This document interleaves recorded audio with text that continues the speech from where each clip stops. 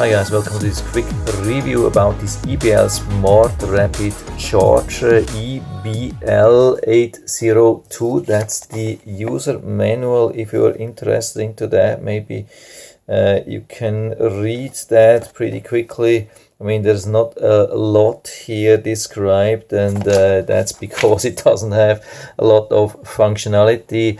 It's probably the cheapest charger which you can find on the market or on Amazon. It's currently $8.99, and because of that my expectations have been really low, and yeah, that has been confirmed here. So what can we do? What can we not do? What are the pros? What are the cons? Here I have some EBL batteries. Batteries are really nice. I mean, they are famous for their batteries, and the batteries seem to be really good.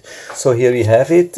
One good thing is that we can flip down the plug here, and it's suitable worldwide. It works from 100 volts to 240 volts. That's really good, so you can use it for travel. But out of the about 10, 15 or so functions which a charger can have, it has only two functions. That's the charger with the lowest amount of functions which I've ever seen. So what can we do? We can plug it in here, and we can insert batteries. You can see you get a green light in between, and then we get nothing at the end after a couple of seconds, and then we add these batteries, and that works, and it starts charging.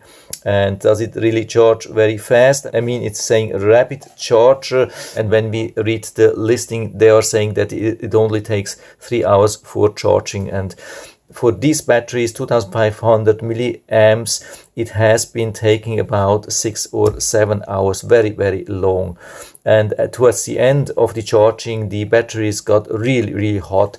I've been usually using this fan here to cool it down, because I was really fearing overheating. And they are claiming that they are preventing overheating, overcurrent, over voltage, over whatever.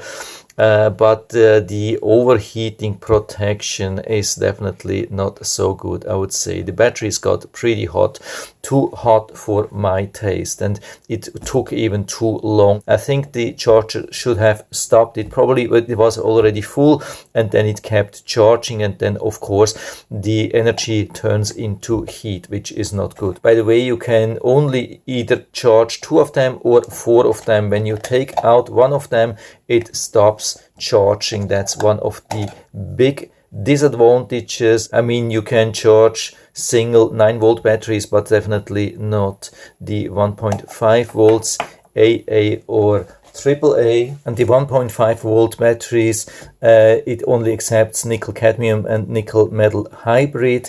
With 9 volts, it's also possible to charge lithium ion. Here I have some AAA batteries, and to use these ones, there are some different contacts down there. So the batteries are inserted then a little bit leaning and not straight, but it works. You can see that here.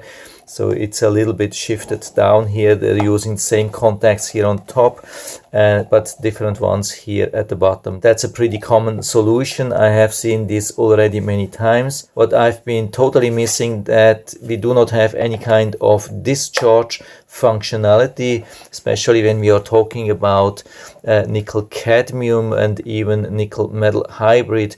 Then it's highly recommended to fully discharge it, at least from time to time, such batteries. Otherwise they could lose quite some of the capacity. You can see even when we do the old trick, that's usually something which a lot of chargers are using. When they don't have any buttons, we insert the batteries and then we plug it in, and usually then it goes into discharge.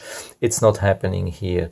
It's just blinking a little bit and then restarting, and then starts charging. Also, one of the big disadvantages is that it's very, very difficult to grab the batteries, especially when we have loaded all of the 4 batteries, because it has a very high rim. It's almost impossible to grab the batteries. Sometimes I haven't been able to grab it here with my finger. I mean, here it's easier because it's not full, but usually when it's full, I have to use something like a screwdriver or a coin or something like that, because it's virtually impossible to grab the batteries when the bay is fully loaded. So I mean, it works, but for me, definitely on a very, very basic level.